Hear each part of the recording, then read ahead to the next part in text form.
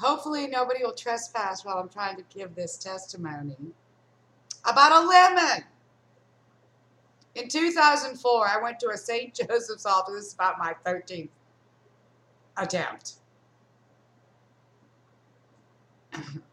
Or 7th attempt. No, something keeps trespassing and I cannot share the lemon story.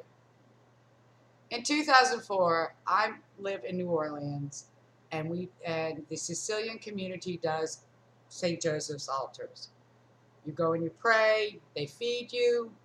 It's wonderful. It's all about a miracle that happened in Sicily when St. Joseph prayed for them not to starve to death. So in celebration, they do at a certain time of year a St. Joseph's altar. They can stay up for perhaps a whole month or a week. I don't remember.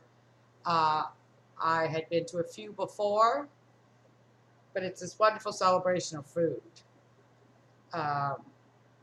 Very Catholic, about St. Joseph, the adoptive father of Jesus, praying for Sicily. They asked him to pray for a miracle, to ask Jesus for a miracle. And they got a miracle. And they celebrate for hundreds of years with a food festival in their home on an altar.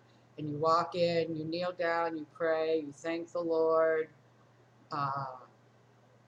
You can leave intentions that the people who made the altar will pray for you. It's all very, very sweet, and they feed you.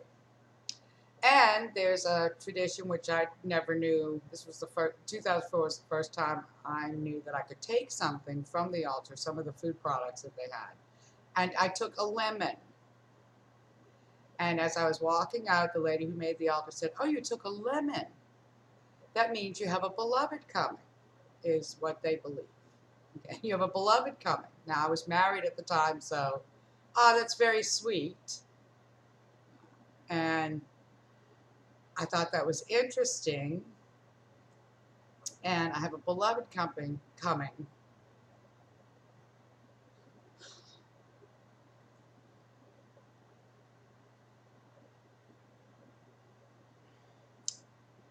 The beloved is Jesus. As we've been taught about tabernacles and all that stuff in the etrog, the beloved is Jesus. I have learned. No beloved game. It's Jesus. It was a rapture in time testimony, because that lemon became annoying. It lasted and lasted and lasted. It had not corrupted in 2 years. It was not refrigerated. It sat in my office and stayed perfectly fine for 2 years, till 2006, possibly till 2007. I documented a few times like this miracle lemon from a St. Joseph's altar. And what is interesting, we just had St. Jose, St. Maria, all that stuff. I don't have that lemon anymore. It may be somewhere in this world still incorrupt.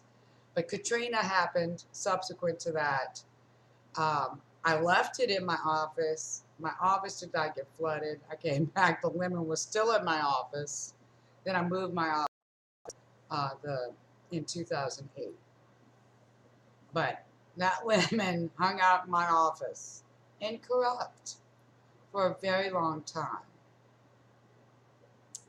I can testify to. And now I know, this year I've seen people having these lemon dreams, and then we learned all this stuff about the etrog, which looks like a lemon. If it isn't a lemon, looks just like a lemon. It's a relative of the lemon. And I had a miraculous lemon from a St. Joseph's altar in 2004. Of course, we're still here. This Tabernacles of the Jubilee of Jubilees, the 70th year, and all that stuff. And MrMbb33 put up something. He had an incorrupt lemon and a corrupt lemon, which I think is a testimony to the wise virgins and the foolish virgins, the corrupt one. Okay. I've tried to do this so many times.